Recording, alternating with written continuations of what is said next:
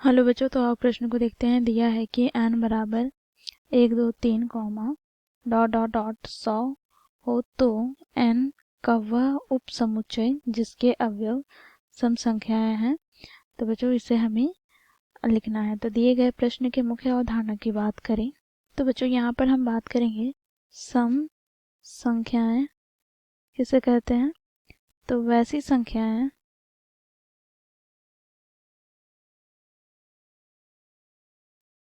जो दो का गुणज हो उसे सम संख्याएं कहते हैं।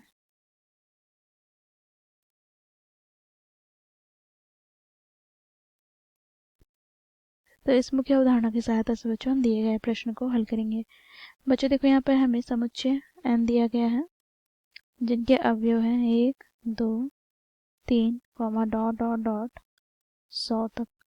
ठीक है बच्चों, यहाँ पर हमें समुच्चय n का उप समुच्चय लिखने हैं जिनके अवयव सम संख्याएं होने चाहिए। तो यहाँ पर हम लिखेंगे, देखो माना a समुच्चय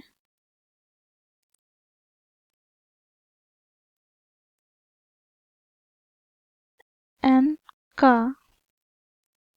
उप समुच्चय है। तो बच्चों यहाँ पर देखो a में कौन कौन से अवयव आएंगे। तो देखो यहाँ पर 1 से 100 तक के में बच्चों जो सम संख्याएं होंगे अर्थात वैसी संख्या जो दो के गुणज हो। तो क्या क्या होंगे, तो 2 4 6 8 10 डॉट डॉट डॉट कहाँ तक, तो देखो 98 100 यहाँ तक। तो इसे इस प्रकार भी लिख सकते हैं। देखो यहाँ पर a बराबर x, जहाँ पर x क्या हुआ 2 गुनी k के बराबर है, जहाँ पर k 1 2 3 डॉट डॉट डॉट 150 तक जाएगा। ठीक है तो देखो यहाँ पर k का मान हम 1 रखेंगे तो हमें 2 प्राप्त होगा, 2 रखेंगे तो 4, 3 रखेंगे तो 6, 4 रखेंगे तो 4 दूनी 8। इसी प्रकार यदि हम 15 रखेंगे 15 दूनी 30 जो कि सम संख्या है। अब 50 रखते हैं तो 50 दूनी 100, तो देखो यहाँ पर 100 भी है।